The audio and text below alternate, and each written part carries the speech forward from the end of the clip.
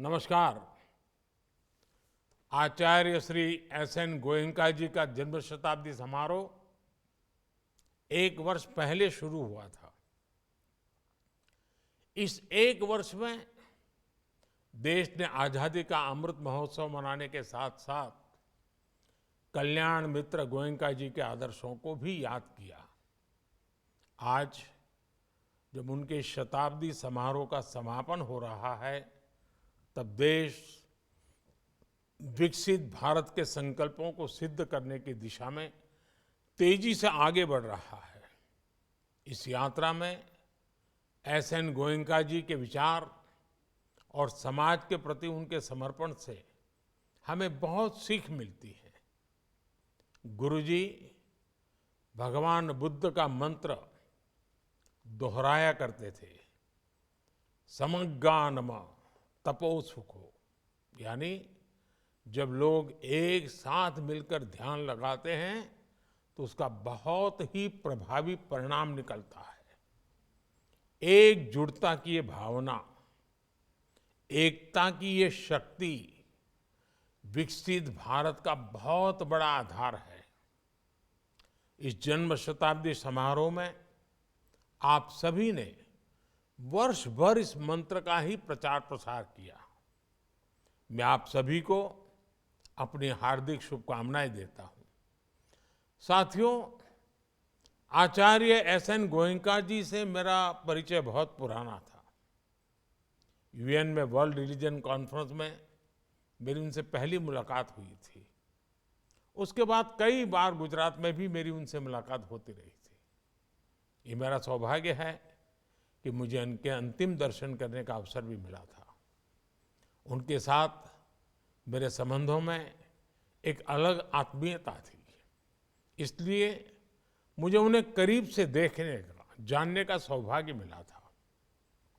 मैंने देखा था कि उन्होंने विपश्यना को कितनी गहराई से आत्मसात किया था। कोई शोर शराबा नहीं, कोई व्यक्तिगत आकांक्षाएं नहीं। उनका व्यक्तित्व निर्मल जल की तरह था, शांत और गंभीर। एक मूक सेवक की तरह वो जहां भी जाते सात्विक वातावरण का संचार करते थे। वन लाइफ वन मिशन के परफेक्ट उदाहरण के रूप में उनका एक ही मिशन था, विपश्यना। उन्होंने अपने विपश्यना ज्ञान का लाभ हर किसी को दिया, इसलिए उनका योगदान पूरी मानवता के लिए था, पूरे विश्व के लिए था। साथियों, हम सभी के लिए गोयनका जी का जीवन प्रेरणा का बहुत बड़ा पुंज रहा है। विपश्यना पूरे विश्व को प्राचीन भारतीय जीवन पद्धति की अद्भुत देन है, लेकिन हमारी इस विरासत को भुला दिया गया था। भारत का एक लंबा कालखंड ऐसा रहा जिसमें विपश्यना सीखने सिखाने की कला जैसे धीरे धीरे धीरे लुप्त होती जा रही थी। गोयनका जी ने म्यांमार में 14 वर्षों की तपस्या करके इसकी दीक्षा ली और फिर भारत के इस प्राचीन गौरव को लेकर देश लौटे। विपश्यना सेल्फ ऑब्जर्वेशन के माध्यम से सेल्फ ट्रांसफॉर्मेशन का मार्ग है। इसका महत्व तब भी था जब हजारों वर्ष पूर्व इसका जन्म हुआ, और आज के जीवन में ये और भी प्रासंगिक हो गई है। आज दुनिया जिस तरह की चुनौतियों से घिरी हुई है, उसका समाधान करने की बड़ी शक्ति विपश्यना में भी समाहित है।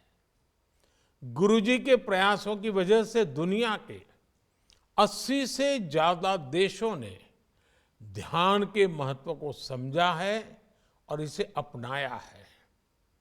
आचार्य श्री गोयनका जी उन महान लोगों में से हैं जिन्होंने विपश्यना को फिर से एक वैश्विक पहचान दी। भारत उस संकल्प को पूरी मजबूती से नया विस्तार दे रहा है। हमने यूनाइटेड नेशंस में अंतर्राष्ट्रीय योग दिवस का प्रस्ताव रखा था। उसे 190 से ज्यादा देशों का समर्थन मिला। योग अब वैश्विक स्तर पर जीवन का हिस्सा बन गया है।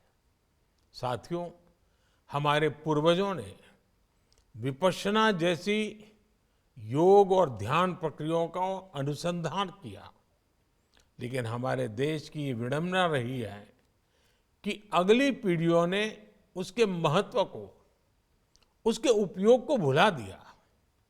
विपश्यना, ध्यान, धारणा, इन्हें हमने केवल वैराग्य का विषय मान लिया। व्यवहार में इनकी भूमिका लोग भूल गए। आचार्य श्री एस.एन. गोयनका जी जैसी विभूतियों ने जनमानस की इस भूल का सुधार किया। गुरुजी तो कहा भी करते थे, एक स्वस्थ जीवन हम सभी का अपने प्रति बहुत बड़ा दायित्व है। आज विपश्यना व्यवहार से लेकर व्यक्तित्व निर्माण तक के लिए एक प्रभावी माध्यम बनी है।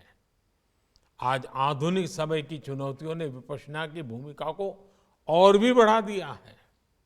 आज डिस्ट्रेस और स्ट्रेस एक आम बात हो गई है।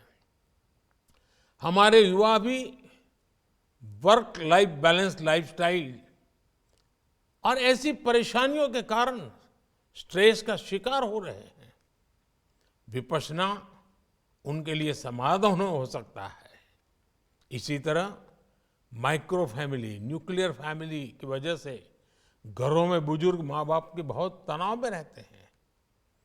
हमें रिटायरमेंट एज क्रॉस कर चुके ऐसे बुजुर्गों को भी ज्यादा से ज्यादा संख्या में इससे जोड़ने का प्रयास करना चाहिए। साथियों, श्री एस.एन. गोयनका जी के हर कार्य के पीछे यही भाव रहा कि हर व्यक्ति का जीवन सुखी हो, उसका मन शांत हो और दुनिया में सद्भाव हो। उनका प्रयास था कि उनके अभियान का लाभ आने वाली पीढ़ियों को भी मिलता रहे। इसलिए उन्हें अपने ज्ञान को विस्तार दिया। उन्होंने विपश्यना के प्रचार प्रसार के साथ साथ इसके कुशल शिक्षकों के निर्माण का भी दायित्व निभाया। आप भी जानते हैं कि विपश्यना एक अंतर्मन की यात्रा है। ये अपने भीतर गहरे गोते लगाने का रास्ता है। लेकिन ये केवल एक विद्या नहीं, ये एक विज्ञान भी है। इस विज्ञान के परिणामों से हम परिचित हैं। अब समय की मांग है कि हम इसके प्रमाणों को आधुनिक मानकों पर, आधुनिक विज्ञान की भाषा में प्रस्तुत करें। आज हम सबको गर्व होता है कि इस दिशा में विश्व भर में काम भी हो रहा है, लेकिन इसमें भारत को और आगे आना होगा। हमें इसमें लीड लेनी होगी, क्योंकि हमारे पास इसकी विरासत भी है और आधुनिक विज्ञान का बोध भी है। नई रिसर्च से इसकी स्वीकार्यता बढ़ेगी, विश्व का और अधिक कल्याण होगा। साथियों, आचार्य श्री एस.एन. गोयनका जी की जन्म शताब्दी समारोह का ये वर्ष हम सबको प्रेरित करने वाला समय रहा है।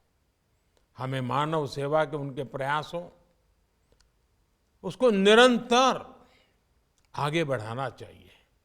एक बार फिर आप सभी को शुभकामनाएं। बहुत बहुत धन्यवाद।